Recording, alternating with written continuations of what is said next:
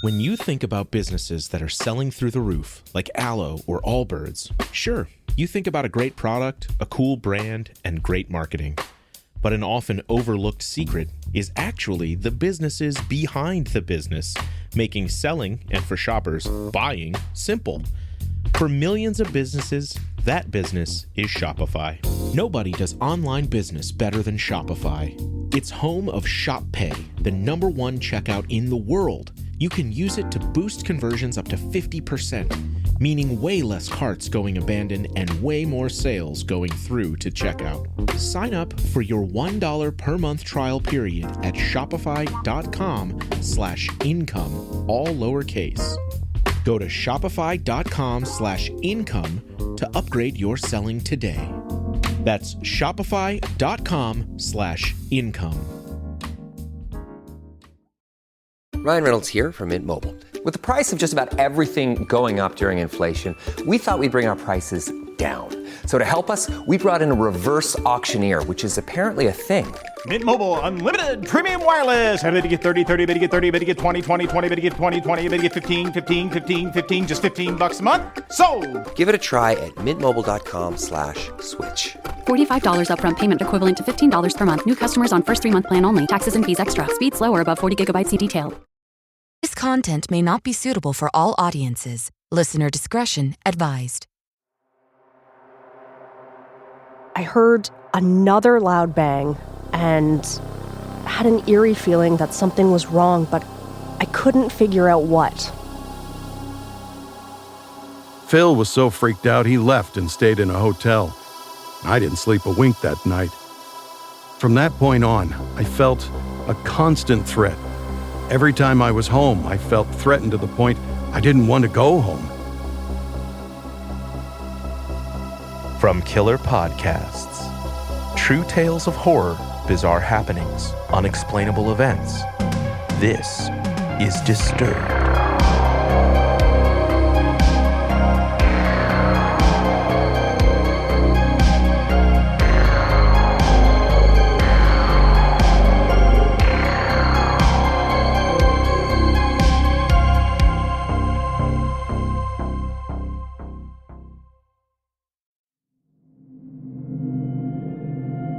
Hello, and welcome back to the show. This week, we're bringing you 3 stories that will make you shudder. So sit back, listen closely, and dive into the horror. First, a story narrated by Brian Jeffords from Disturbed listener Michael, A Roughneck's Nightmare.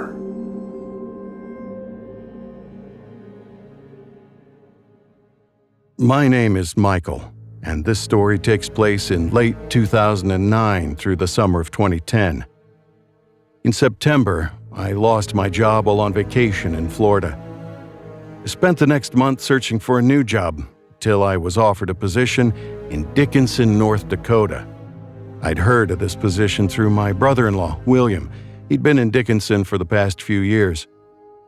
I went through a month of training to obtain my CDL and soon found myself on my way to a new career. Although I was excited to get back on my feet, my wife and I understood that we would not be seeing each other much for the next year or so. The work schedule was grueling. 7 days on, 1 day off, 7 days on, 2 days off, then 7 days on and 3 days off.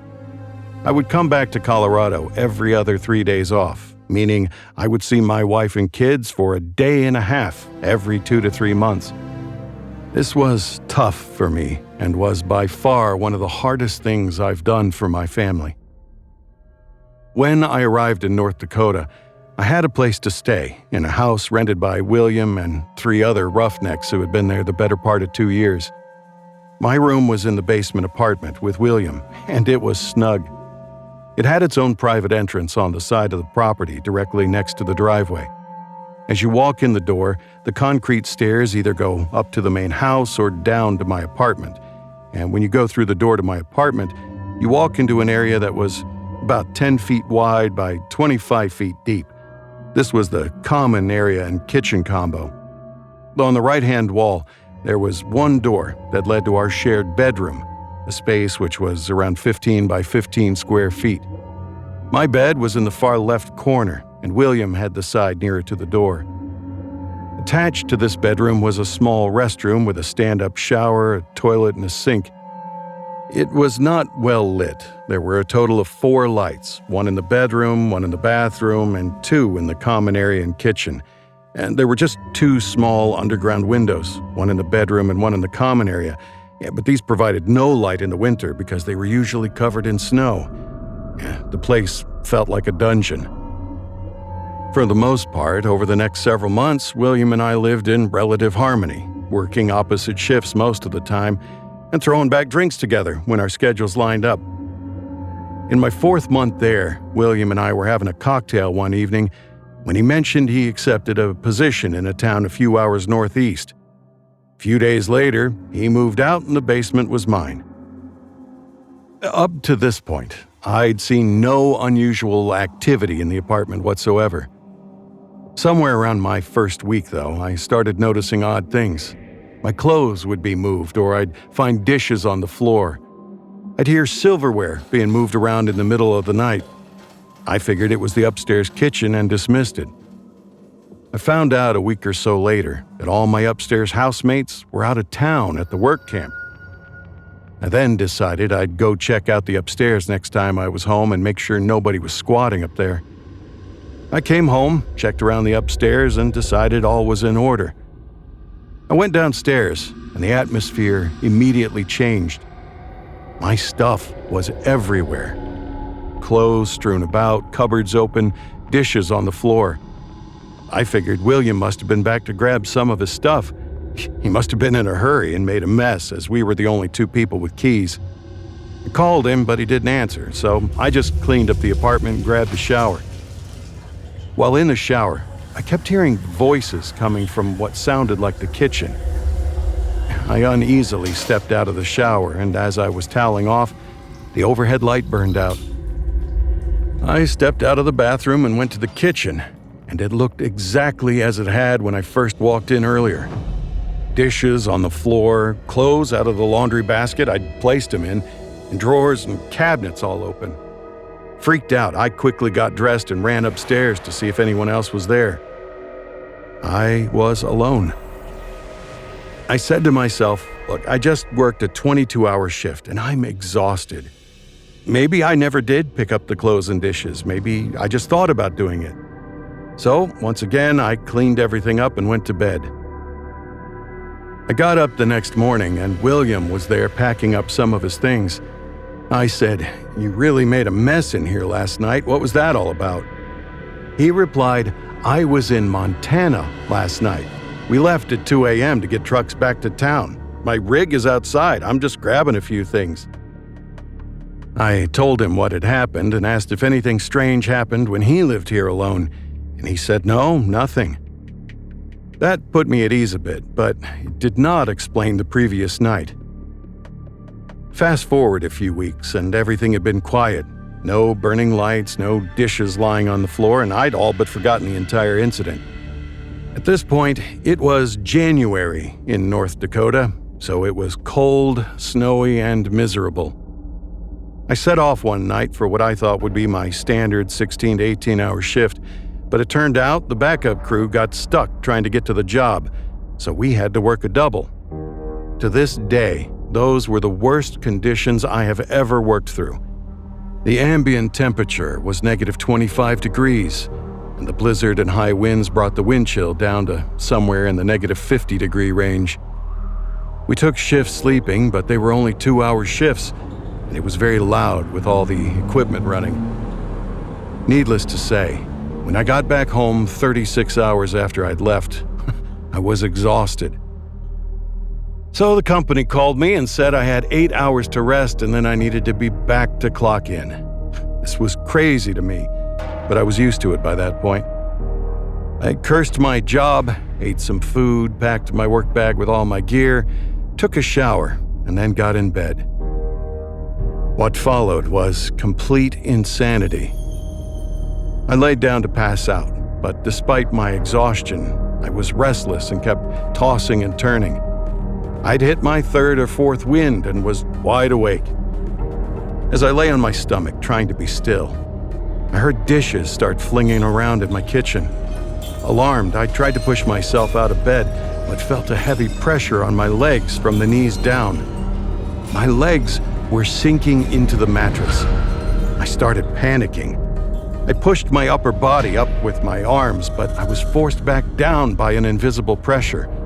My whole body was now sinking into the mattress, my arms pinned beneath me.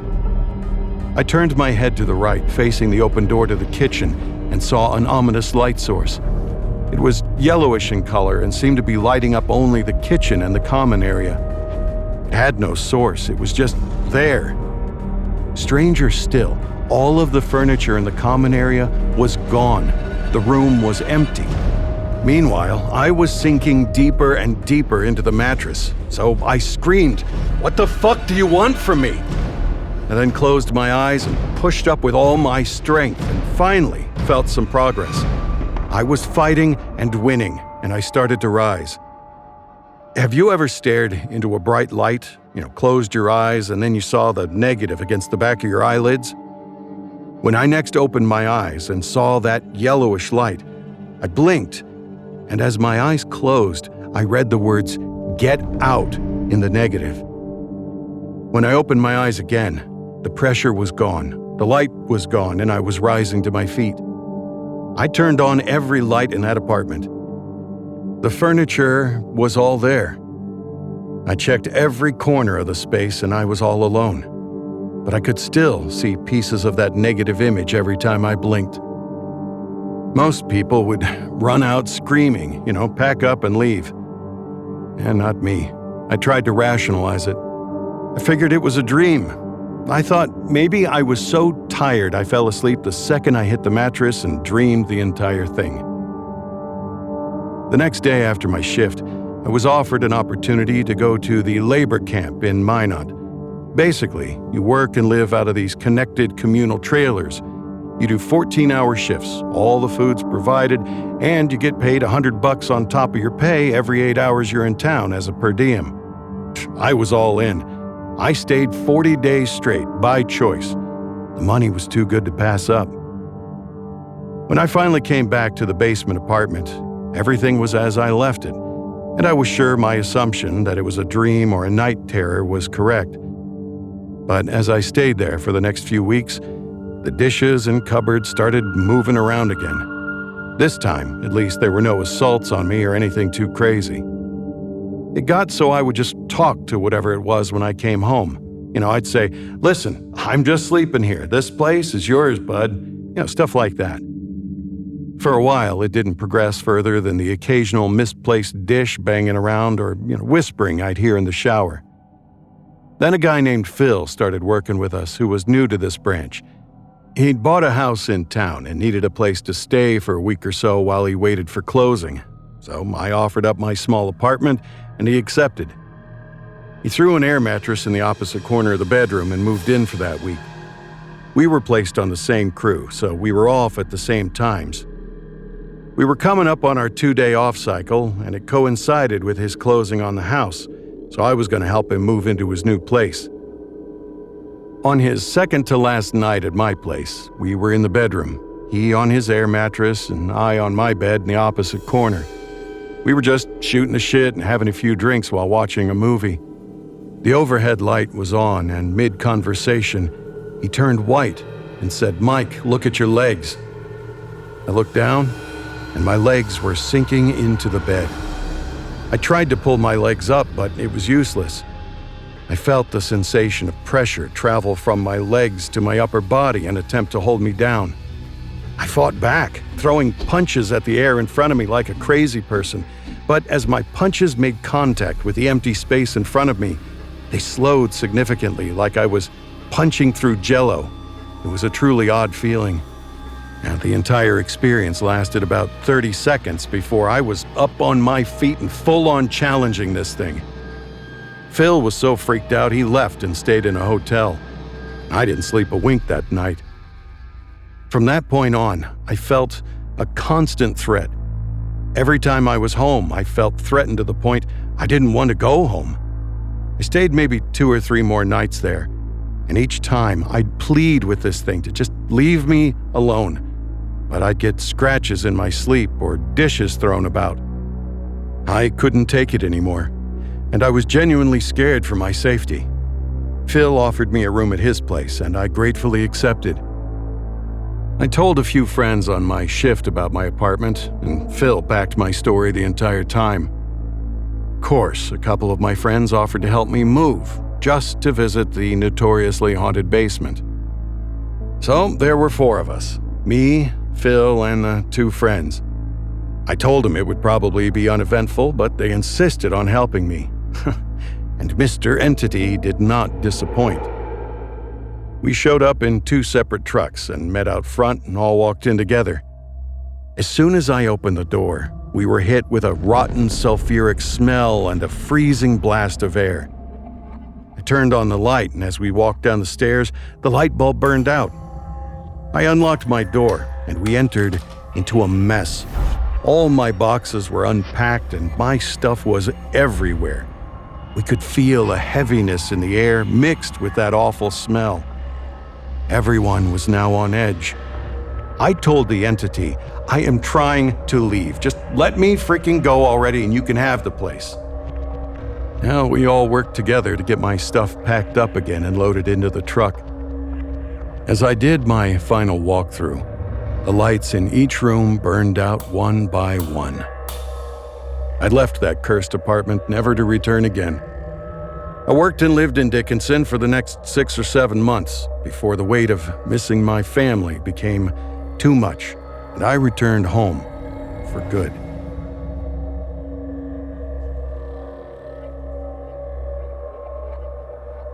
You're listening to Disturbed. We'll be right back. Blinds.com is kicking off the savings early with Black Friday mega deals all month long. A Blinds.com design expert can help you make the perfect selection on your schedule. We can even handle everything from measure to your whole home installed for just one low cost. With over 25 million windows covered, Blinds.com is the #1 online retailer of custom window coverings. Get up to 45% off site-wide and a free professional measure right now at Blinds.com. Rules and restrictions may apply. This episode is brought to you by Etsy. Oh. Hear that? Okay. Thank you. Etsy knows these aren't the sounds of holiday gifting. Well, not the ones you're hoping for. You want squeals of delight. Happy tears. How did you? And spontaneously written songs of joy. I am so happy. Oh yeah, oh yeah, oh yeah. Okay, the song needs a bit of work, but anyway, to get those reactions, make sure everyone on your list feels heard with handmade, handpicked, and designed gifts from small shops on Etsy. Gifts like personalized jewelry, custom artwork, cozy style items, vintage pieces, and home decor to celebrate all of your favorite people and their specific kind of special. For original gifts that say, I get you, Etsy has it. Welcome back to the podcast. This next story comes from Disturbed listener Bella and is narrated by Dallas Stark. If you have a story you'd like to hear on the podcast, send an email to mystory@disturbedpodcast.com. Don't pet that dog.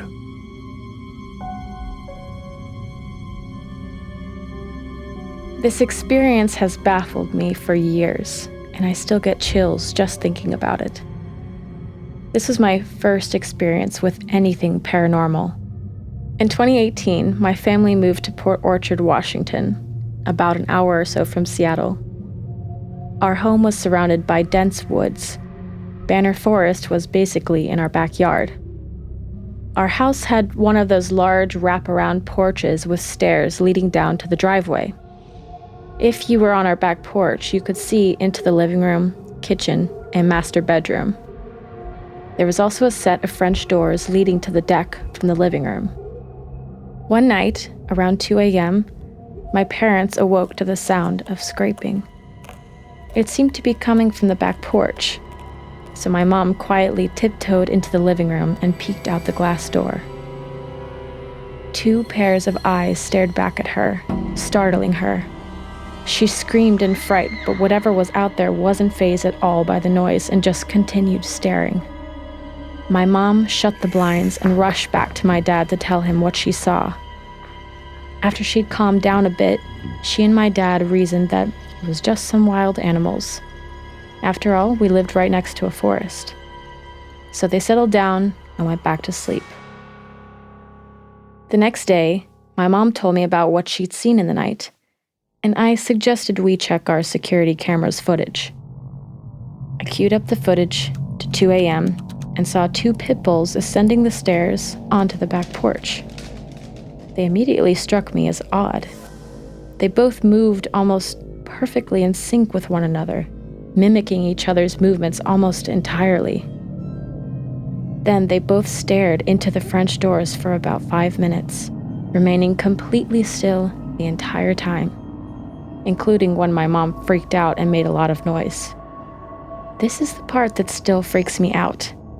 They both, at the exact same time, looked right up at our camera and ran at it together.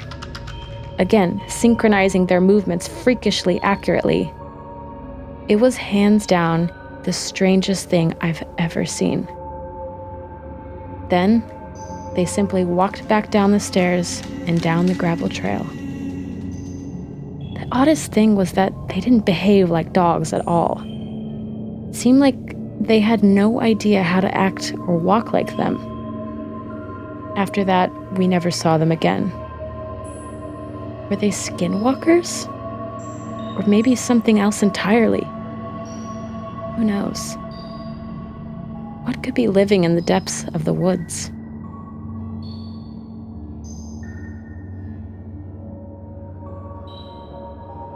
Our final story is narrated by Kat Carter from r/Let's Not Meet. If you hear something, say something. In 2013, I moved to Providence, Rhode Island for my new job. It was just me and my 4-year-old daughter living in a quaint and spacious townhome. Since we were relatively new to the area, we didn't know many people, but did become familiar with the kind older gentleman who lived next door in the townhouse that connected to ours. His name was Ben. Our street was lined with beautiful floral trees and it was quite nice, but Providence is weird in that the conditions of the houses and little neighborhoods can vary drastically, street by street. We were near a few rough neighborhoods, but I felt relatively safe in my new home. I remember one night I saw a Facebook post with a safety tip to put your car keys next to your bedside so if anything happens, you can press your car alarm button and scare an intruder off. I've never been overly concerned about my safety and rarely took advantage of any tips I saw on Facebook, so I'm not sure why I suddenly decided to heed this advice, but I started keeping my car key fob on my bedside table. A few nights later, I was reading a book in bed with my light on in my second-floor bedroom, hours after putting my daughter to sleep, when I heard a loud sound outside. I peered out the window to take a look and saw nothing. I got back in bed, turned off the lights, and went to sleep. It was maybe half an hour later when I suddenly woke up to what almost felt like an earthquake. The room shook, and I heard a loud thud. Half awake, I gasped and sat up, wondering, if it was my imagination or if I had actually felt something. Immediately, I ran to my daughter's room thinking she'd fallen off her bed or injured herself. As I swung her door wide open, there she was, sleeping soundly and sweetly. I was so confused. I heard another loud bang and had an eerie feeling that something was wrong, but I couldn't figure out what. I grabbed my car key fob, took it downstairs as I nervously inspected the first floor. I swore to myself that if I heard one more sound, I would press the alarm, just in case. But I didn't. It was silence after that. I returned to bed, and although it took a while for me to fall back to sleep, I eventually drifted off. The next day went on like any other day until I noticed a friend of mine had repeatedly called me in the afternoon. After I picked up my daughter from preschool, called my friend back. "Did you hear?" he said. "No. What?" I answered. "News outlets were mobbing your street about an hour ago, and the news trucks were even in your driveway." I sat silent, confused. 3 men broke into your neighbor's place last night, tied him up at gunpoint, stole thousands of dollars worth of items, and took off with his car. I immediately fell to my knees and began sobbing. I had heard it all happen. I almost pressed the button. I almost did, but I didn't. I sobbed, feeling completely unsafe. I asked a friend to come stay with us for the night, and it wasn't until the next day that I got the chance to speak to Ben. Ben explained the whole story and told me the cops wanted to talk to me so I could share what I heard. He said the men smashed the window in his basement and entered through there, which is what I heard before going to bed. The timeline suggested that they saw my light and me peering out the window and waited 30 minutes or so they could enter the premises. They didn't realize Ben was home, and it was suggested that they cased his place beforehand. He'd been asleep when one of them started rummaging through his stuff upstairs in his bedroom, which was directly on the other side of my closet through a shared wall. The sounds and the shakes I heard and felt were apparently the intruder knocking Ben down to the ground after realizing he was there. The intruder cupped a hand over his mouth and told him if he made another sound, he would kill him. This is why I heard nothing more. After they tied him up and left, Ben remained tied up for over 12 hours, till he eventually broke free and called the police. I cried again and apologized profusely to Ben, explaining what I had heard. He simply said that as he was tied up, he kept thinking that he was glad it didn't happen to me and my little girl. I really don't know what I would have done if my daughter and I had to experience that level of trauma firsthand. Ben seemed to be okay, considering it all, but it took me so long to feel safe again, and for my guilt to subside. They never caught the intruders, and I ended up ordering a taser, which was illegal, and some mace. For the first time in my life, I even considered getting a gun, but I decided against it. Fortunately, I've never experienced anything close to that again. I'm glad Ben was ultimately okay, but if something like this ever happens again, I'll listen to my instinct. It's better to be safe than sorry.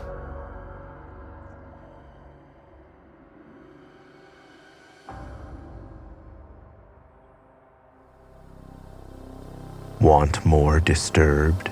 Check out our Patreon for member-exclusive content, early merch access, and other cool perks.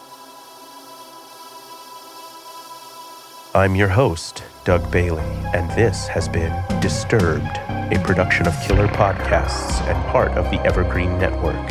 For more paranormal and true crime shows, visit killerpodcasts.com. Follow our social channels at Disturbed Podcast on Instagram or Disturbed_pod on Twitter. If you enjoyed the show, please consider subscribing and reviewing on your favorite listening platform. Share your own true horror story at disturbedpodcast.com. Music by Epidemic Sound and by Carl Casey at White Bat Audio. Our producer is Elizabeth Flood. Our sound designer and audio engineer is Nathan Corson. Executive producers Bridget Coyne and Noah Founts. Until next time, stay safe out there.